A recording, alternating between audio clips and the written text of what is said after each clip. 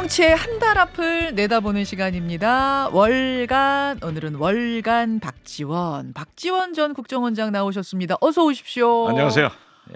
아니, 추운데 잘 나오셨어요? 너무 추워서. 엄청 춥더라고요. 엄청. 어젯밤에는 운동하려고 나왔다가 너무 추워서 포기했어요. 오늘은 단단히 제 출판 기념한 책. 아유, 고맙습니다. 들어오시자마자 라면 중에 DJ 라면이 최고입니다. 지금 DJ 라면이라는 출판 기념회였었군요. 축하드립니다. 책 가지고 오셨는데 오늘 앞서 뉴스연구소에서 하던 이야기를 좀 마저 우리가 이어서 네. 시작해보면 좋을 것 같아요. 국민의힘 당 상임고문단이 간담회를 열고, 일종의 원로회의죠. 열고 거기서 한동훈 비대위로 의견이 모아지면서 거의 한동훈 비대위원장이 확정적인 것 같습니다. 잠시 유흥수 상임고문의 발언 듣고 오겠습니다. 임진왜란때 이순신 장군이 마지막에 등판했죠. 그때 배 12척이 남았어. 그래도 이순신 장군은 배 12척 이끌고 임진왜란에서 승리를 했잖아요. 지금 우리 국민의힘 당의 상황이 배 12척이 남아있는 상황과 같아. 그런 식으로 등판해서 승리로 이끌어 나가야지. 선거가 지고 난 뒤에는 뭐 아껴서 뭘 해. 아무 소용도 없는 것 아니냐. 전쟁에서 다 지게 생겼는데 이순신을 아껴뒀다 뭐 할 거냐, 이런 얘기로 들려요. 자, 어떻게 보셨습니까? 한동훈 장관은 이순신 장군이 아니에요. 저렇게 이순신 장군을 욕되게 표현하면 안 되죠. 저는 한동훈 장관이 비대위원장 된다 네. 하는 게 나흘 전에 확정됐는데 요식행위 갖추고 있다. 괜히 하지 않는 당내 민주주의 절차를 밟고 있는데 본래 국민의힘은 명령, 복정, 줄서기 이 전부 당이에요. 그렇기 때문에 이준석 전 대표도 명령해서 나가게 하고, 나경원, 안철수 명령해서 못 나가게 하고, 다 결정된 건데 지금 절차적 민주주의를 흉내내고 있는데 빤한 거죠. 저는 한동훈 장관이 잘못하면 원균 된다 이렇게 봐요. 이순신이냐 원균이냐의 기로에서 원균이 될 수도 있다. 그렇죠. 저는 그렇게 봐요. 그렇게 보세요. 지금 일단 차근차근 좀 풀어볼게요. 나흘 전에 이미 결정된 것 같단 말씀은 저는 방송에 나와서 했어요. 전 결정인데 예. 요식행위를 당내 민주주의를 하고 있다는 것을 보이는 거다. 예. 윤석열 대통령이 명령이 아닌 것처럼 보이려고 하는 거다. 저는 그렇게 봐요.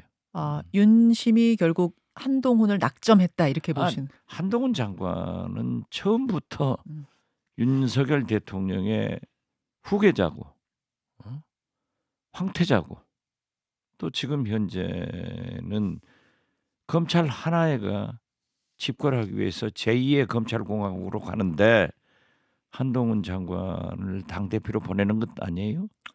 아는 형님은 방통위원장으로 보내서 방송 장악하고, 아는 동생 한동훈은 당을 장악해서 공천 학살하려고 하는 거예요. 아는 형님, 아는 동생 이렇게 보세요. 그렇죠.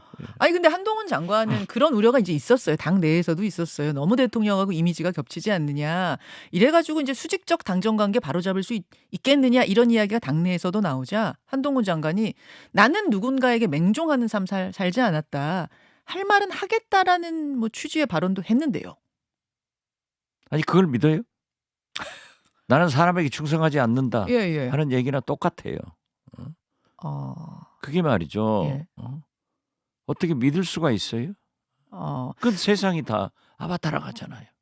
그렇다면 한동훈 장관을 비대위원장으로 내려보내서 이른바 공천학살, 대통령이 원하는 그렇죠. 그림 그릴 것이다 이렇게 보시는 거예요. 윤핵관 시대에서 검핵관으로 가는 거죠. 예. 그렇게 보고 계시는군요. 어제 김종인 위원장은 일단 한 장관 개인 입장에서 볼 때 좋은 시기가 아닌 것 같다. 등판이 빠르다. 아무튼 이제 이렇게 되게 되면, 비대위원장이 되게 되면 뭐 아니면 도인 상황이 될 거다. 총선에서 이기면 차기 대선 직행이고 지면 정계퇴장, 그러니까 짐 싸서 집으로 돌아가야 되는 상황이 될 거다. 이렇게 전망하시던데 그건 어떻게 보세요? 저도 똑같이 봐요. 똑같이 보세요. 너무 빠르다. 그리고 한동훈 장관이 여의도 사투리를 쓰지 않고 5천만의 표준어를 쓰겠다. 지금 한동훈 장관은 너무 지나치게 서초동 사투리에 매여 있어요. 서초동 사투리. 홍준표 시장이 그런 얘기 했잖아요. 자기가 3선 되니까 8년 지나니까 검사 티가 벗어나더라. 아. 지금 한동훈 검사지 어. 한동훈 비대위원장이 아니에요. 서초동의 언어라 서초동 사투리라 하면 검사의 언어가 아직도 남아 있다 그렇죠. 그런 말씀이세요. 그러니까 아. 지금 현재 윤석열 대통령이 네. 실패의 길로 가는 게 검찰 티를 못 벗는 거예요. 검찰은 동일체 원칙에 의거해서 명령이 통하고 장악을 할 수 있지만은 대통령은 명령하는 것이 아니에요. 서로 협치해서 나가는 것이지. 한동훈 장관이 그래도 기존의 어떤 뭐 정치인들과는 다른 행보들을 국회에서 보이면서 당내에서도 입지가 올라가고 당원들 지지도 많이 받았는데 혹시 비대위원장이 돼서도 박지원 전 원장님의 예견과 달리 갈 가능성은 없습니까? 대통령한테 할 말도 하고 좀 다른 모습으로. 뭐 그러한 시나리오를 얘기하는 사람들이 있더라고요. 예. 한동훈 비대위원장이 돼서 노태우 전 대표처럼 제2의 6.29 선언을 한다. 또는 김건희 특검을 받아서 어떻게 한다라고 하지만은 그 말 보세요. 김건희 특검법은 악법이라는 것 아니에요? 아, 그 말했습니다. 네. 명품백은 몰카 공작이고 이런 사고를 가진 것은 딱 검사예요. 그럼 김건희 특검법 28일에 통과될 텐데 그거는 한동훈 이제 비대위원장이 된다면 한동훈 비대위원장이 어떤 식으로 풀어갈 거라고 전망하세요? 풀어가는 것이 아니라 순리대로 흘러가야죠. 자, 윤석열 대통령이 레임덕은 시작됐고 한동훈 비대위원장 들어가고 이준석 신당 창당하고 특검 되면은 공찰 학살될 때예요. 그랬을 때 국민의힘의 다수 의원들이 많은 의원들이 저는 이준석 신당으로 다 몰려갈 거예요. 그러면은 거부권 행사한다 하더라도 재개의 되는 거죠. 그리고 그때는 총선 전국이기 때문에 공천을 설사 확정된 예. 국민의힘 의원들도 무기명 투표이니까 찬성할 수밖에 없을 거예요. 아, 그렇게 될 거예요. 마치 박근혜 탄핵 때 야권 아무리 뭉쳐도 안 됐어요. 국민의힘에서 몽땅 62명이 귀순해 준 거예요. 그 당시는 국민적인 여론이 상당했거든요. 아, 지금도 비슷하게 국민 여론이 그런 식으로 흘러갈 것이다. 특검하자가 70%가 나오잖아요. 그 모습으로. 근데 이걸 지금 현재 왜 특검을 안 했느냐? 음. 일찍 할 수 있었잖아요. 국민의힘에서 반대해 가지고 안 했고 검찰에서 수사를 안 하니까 특검으로 넘어간 거예요. 그런데 이제 와서 뭐 일부 언론에서 지적하니까 총선 후에 특검법은 통과하고 총선 후에 특검하자? 그러려면 뭐 하려고 해요? 알겠습니다.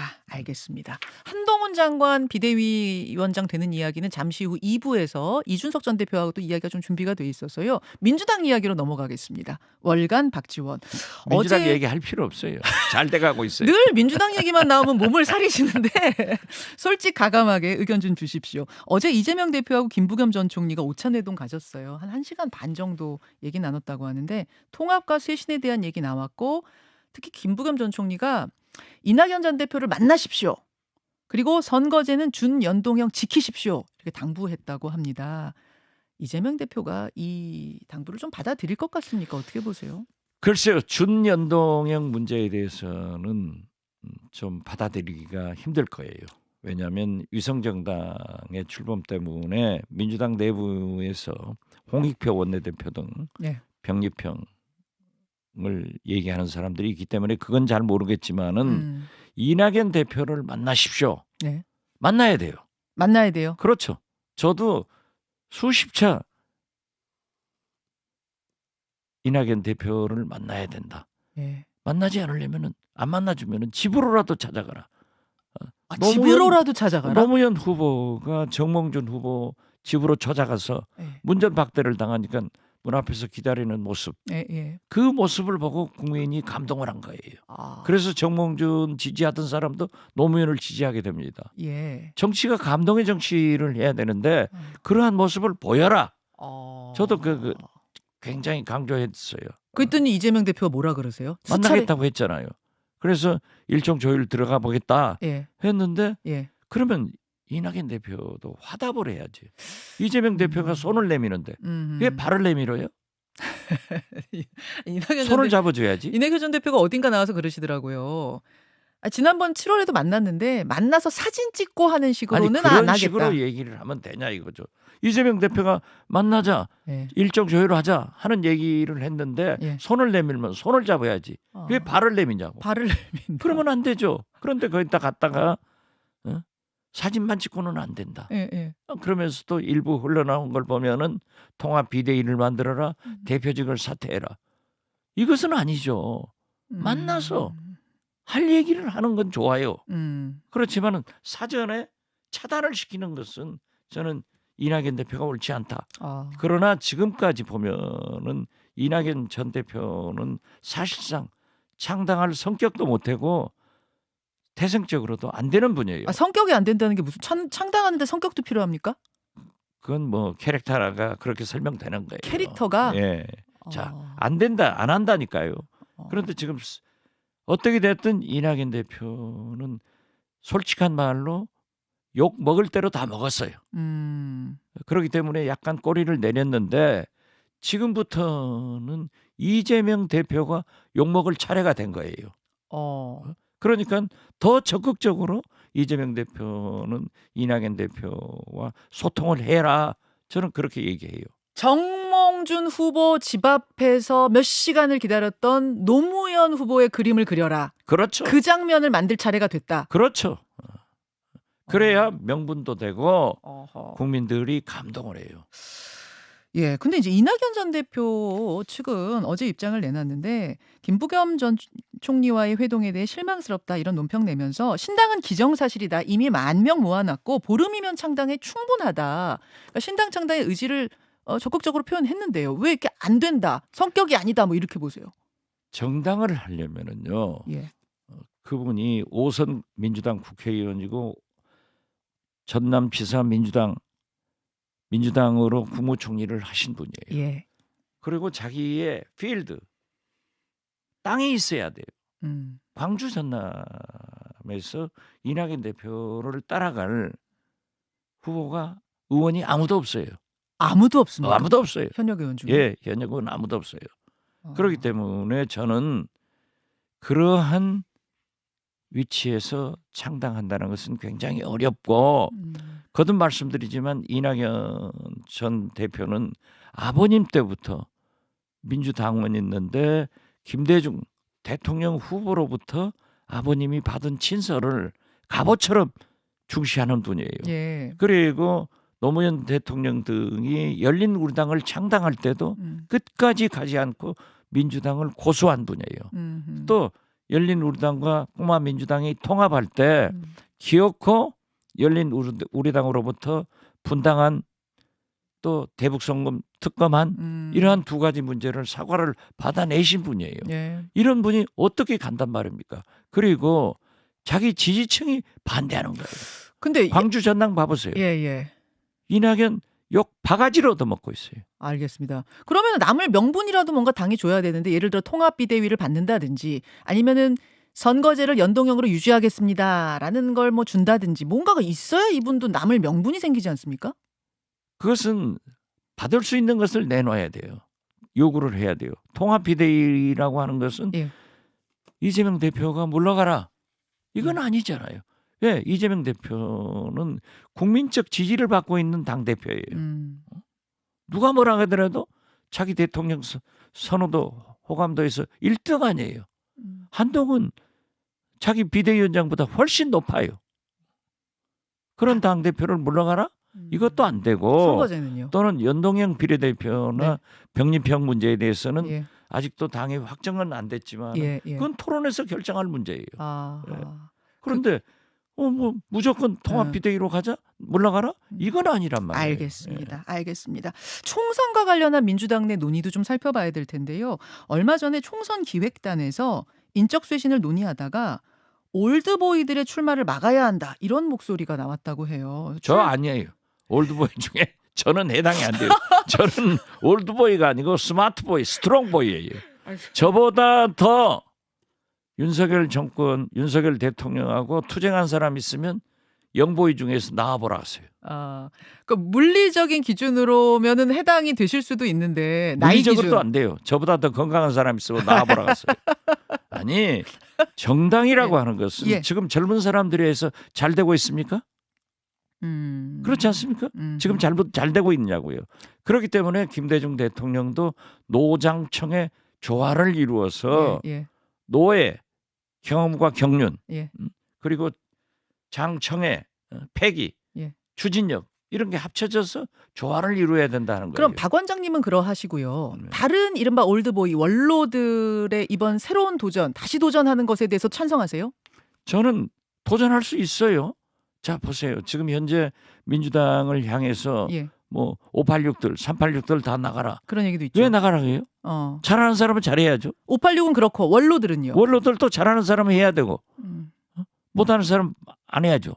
그분들이 뭐 못해서가 아니라 하시면 잘할 수도 있지만 새로운 기회를 주자. 좀 물갈이 혁신 이런 모습이 당에 도움되지 않겠냐. 그건 여기에 대해서. 보면은요. 역대 선거를 보면은 초선이 거의 반 이상이 들어와요. 예. 우리 국민이 선택할 수 있는 거예요. 자, 경선을 하더라도 당원과 국민이 후보를 뽑아주고 또 본선에 들어가서 선거를 하더라도 국민이 선택하는 거예요. 국민이 선택할 것을 왜 자기들이 인위적으로 얘기를 합니까? 알겠습니다. 저는 아니에요. 그리고 저는 농사를 짓는 사람이에요. 알겠습니다. 아니 올드보이들이 농사도 안 짓고 무임승차하려고 하지 마라 이거죠. 지금도 열심히 뛰고 계시다 이제 그 말씀하시는 거예요. 저보다 더 열심히 하는 사람이 있으면 나와보라고 그래요. 예. 뭐 준비된 얘기는 많습니다만 오늘은 일단 여기까지 입장을 듣는 것으로 하겠습니다. 월간 박지원 전 국정원장님 고맙습니다. 감사합니다. 김현정의 뉴스쇼는 시청자 여러분의 참여를 기다립니다. 구독과 좋아요, 댓글 잊지 않으셨죠? 알림 설정을 해두시면 평일 아침 7시 20분 실시간 라이브도 참여하실 수 있습니다.